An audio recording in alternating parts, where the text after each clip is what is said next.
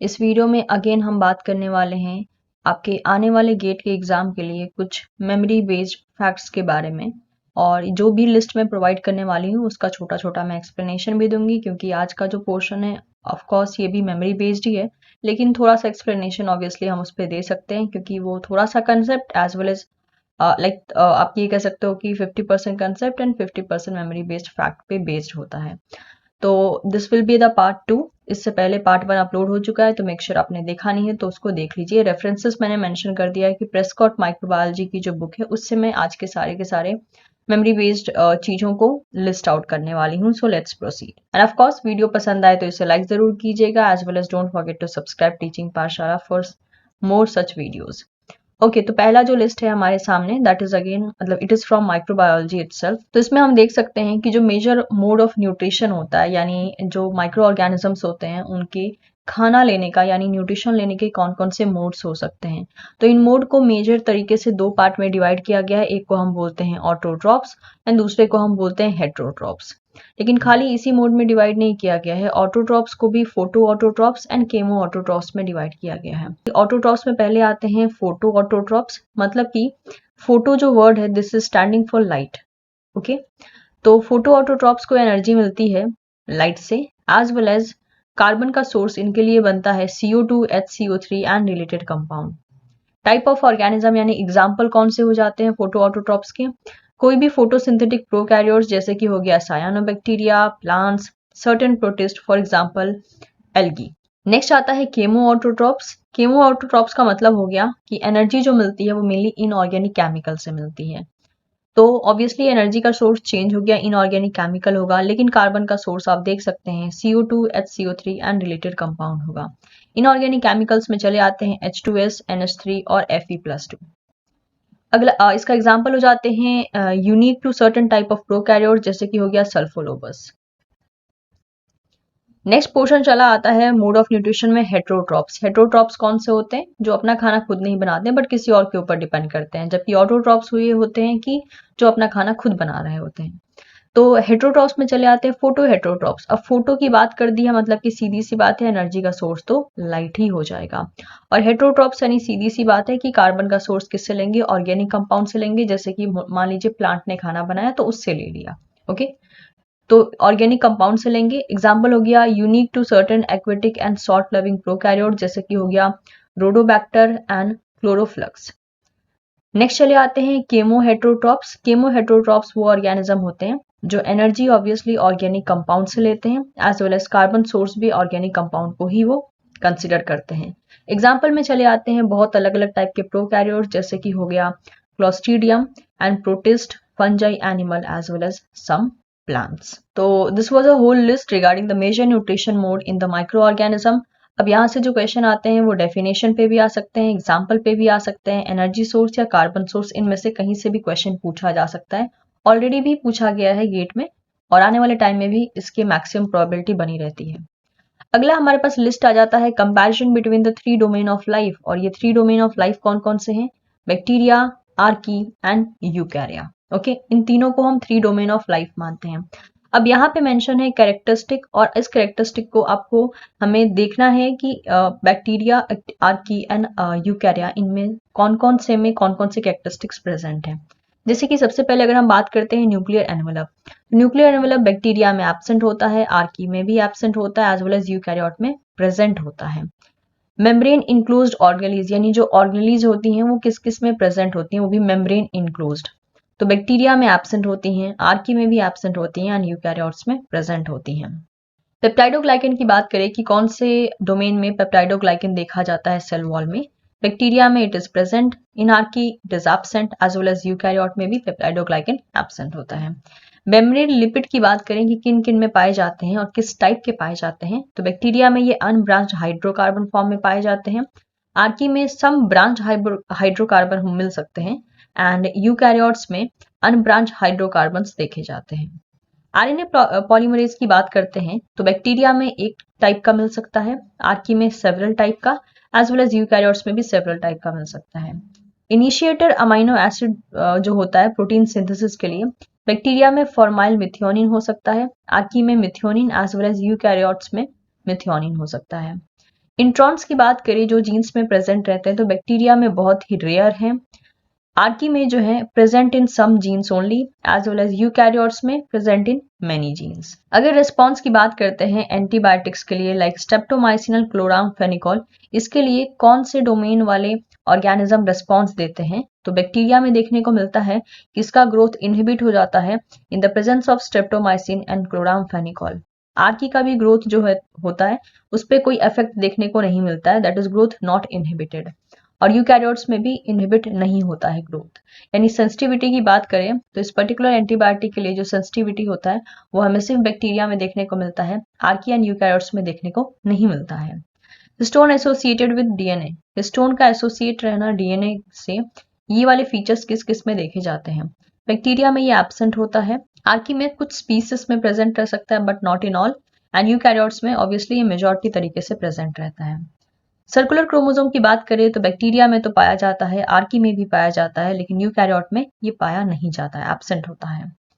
Growth की बात करें at temperature which is greater than 100 degree Celsius तो बैक्टीरिया इतने हायर टेम्परेचर पे ग्रो नहीं कर सकते हैं, आर्की ऑब्वियसली ग्रो कर सकते हैं एंड यूकैरियोट्स भी ग्रो नहीं कर सकते हैं। नो डाउट आर्की को हम क्यों एक्सट्रीमोफाइल की कैटेगरी में मानते हैं क्योंकि वो बहुत एक्सट्रीम कंडीशन में ग्रो कर सकते हैं, जैसे कि बहुत ज़्यादा सॉल्ट कंडीशन में ग्रो कर सकते हैं, बहुत ज़्यादा हाई टेम्परेचर कंडीशन में ग्रो कर सकते हैं, या फिर इस टाइप की ऑर्गेनिजम्स आर्की कैटेगरी में देखने को मिल जाते हैं जो कि बहुत ही ज़्यादा एक्सट्रीम कंडीशंस में पाए जाते हैं। नेक्स्ट टॉपिक हमारा आता है कि ऑक्सीजन का इफेक्ट वेरियस बैक्टीरिया के ग्रोथ पे कैसे कैसे देखा जाता है और इसके बेसिस पे इनको किस कैटेगरी में डिवाइड किया गया है। जैसे कि पहला कैटेगरी ऑब्लिगेट एरोब्स का। अब ऑब्लिगेट का मतलब क्या होता है? स्ट्रिक्ट तरीके के, और एरोबिक यानी ऑब्वियसली जिनको O2 की रिक्वायरमेंट होगी। ओके, तो अगर हम सबसे पहली कैटेगरी देखते हैं कि effect of oxygen on growth, तो ऑब्लिगेट एरोब्स में जो है ऑक्सीजन के प्रेजेंस में क्या इफेक्ट पड़ेगा? तो ऑब्लिगेट एरोब जो होते हैं वो ओनली एरोबिक ग्रोथ शो करते हैं और उनको ऑक्सीजन की रिक्वायरमेंट होती है, मतलब कि उनको ग्रोथ शो करने के लिए ऑक्सीजन की रिक्वायरमेंट चाहिए ही तभी वो ग्रो करेंगे। Next facultative anaerobes. Facultative anaerobes कौन होते हैं? जो एरोबिक एंड एनारोबिक ग्रोथ दोनों शो करते हैं, मतलब ऑक्सीजन के बिना भी ग्रो करेंगे, ऑक्सीजन के साथ भी ग्रो करेंगे, लेकिन जो ग्रेटेस्ट ग्रोथ होता है वो ये शो करते हैं only in the presence of oxygen. जो सबसे अच्छा ग्रोथ होता है ये तभी करेंगे जब ऑक्सीजन प्रेजेंट है, लेकिन ऐसा नहीं है कि ऑक्सीजन प्रेजेंट नहीं है तो ग्रो नहीं कर सकते हैं। नेक्स्ट आता है ऑब्लिगेट एनारोब्स। ऑब्लिगेट एनारोब्स का केस क्या है? Only anaerobic growth will be seen, growth ceases in the presence of oxygen. Obligate का मतलब होता है स्ट्रिक्ट, एनारोब यानी in the absence of oxygen, यानी एक ऐसे बैक्टीरिया होते हैं जो स्ट्रिक्ट तरीके से बिना ऑक्सीजन के ग्रो करते हैं। अगर आपने इनको ऑक्सीजन दे दिया तो ये ग्रो नहीं कर पाएंगे। नेक्स्ट होता है D, that is the aerotolerant anaerobes. ये जो बैक्टीरियाज होते हैं ये सिर्फ और सिर्फ ओनली एनारोबिक ग्रोथ शो करते हैं but growth continue in the presence of oxygen. अगर हम बात करें कि मेन तरीके से ग्रोथ कैसे होता है तो ये एनारोबिक कंडीशन में ग्रो करते हैं, लेकिन अगर इनके ग्रोथ को देखा जाए तो अगर थोड़ा बहुत ऑक्सीजन प्रेजेंट भी है तो भी उस ऑक्सीजन की कंसंट्रेशन में ये ग्रो करते हैं, लेकिन मैक्सिमम तरीके से एनारोबिक कंडीशन में देखा जाता है। Micro aerophiles only aerobic growth. Micro aerophile जो है सिर्फ और सिर्फ एरोबिक ग्रोथ शो करते हैं, यानी ऑक्सीजन की प्रेजेंस में ग्रो करते हैं, लेकिन oxygen required in low concentration. लेकिन एक शर्त है कि ऑक्सीजन का जो रिक्वायरमेंट है इनको बहुत लो चाहिए, बहुत ज्यादा नहीं चाहिए। अब यहाँ पे आप देख सकते हो ग्रोथ का matter. Bacterial growth in the tube of the solid growth media. यहाँ पे सारे सॉलिड ग्रोथ मीडिया रखे गए हैं और आप देख सकते हो यहाँ पे जितने आपको डार्क डार्क पोर्शन दिख रहे हैं ये इतने इतने एरिया में ये ग्रो कर रहे हैं, बिकॉज जिस एरिया में इनका आपको ग्रोथ देखने को मिल रहा है उस एरिया में इनको इनका डिजायरेबल कंडीशन मिल जा रहा है रिगार्डिंग द एब्सेंस और प्रेजेंस ऑफ ऑक्सीजन। अब एक्सप्लेनेशन की बात करें कि ये ऐसा ग्रोथ क्यों शो कर रहे हैं, जैसे कि ऑब्लिगेट एरोब्स, ऐसे माइक्रो ऑर्गेनिज्म जिसको हर हाल में ऑक्सीजन चाहिए, तो इनका एक्सप्लेनेशन क्या है? The growth occur only where the high concentration of oxygen have diffused into the medium. तो ग्रोथ वहीं देखने को मिला है जहां पे हायर कंसंट्रेशन ऑफ ऑक्सीजन देखा गया है और जो कि डिफ्यूज हो गया है मीडियम के अंदर। यानी हम ये कह सकते हैं क्योंकि ग्रोथ हमें यहाँ ज्यादा देखने को मिला है, मतलब यहाँ पे ऑक्सीजन कंसंट्रेशन अच्छा खासा मिलेगा। नेक्स्ट फैकल्टेटिव एनारोब के केस में हमने क्या देखा था कि एरोबिक एंड एनारोबिक ग्रोथ दोनों शो करता है। अच्छा ग्रोथ ये तब शो करता है जब ऑक्सीजन प्रेजेंट रहता है, बट ऐसा नहीं है कि ऑक्सीजन ना रहे तो ये ग्रो नहीं करेगा। तो इसका एक्सप्लेनेशन क्या है? आप देख सकते हो कि इसके ग्रोथ को यहाँ पे हाईएस्ट है, लेकिन यहाँ पे भी थोड़ा सा हमें देखने को मिल रहा है। तो इसका एक्सप्लेनेशन क्या है? Growth is best where most oxygen is present, जो कि है यहाँ पर, but occur throughout the tube.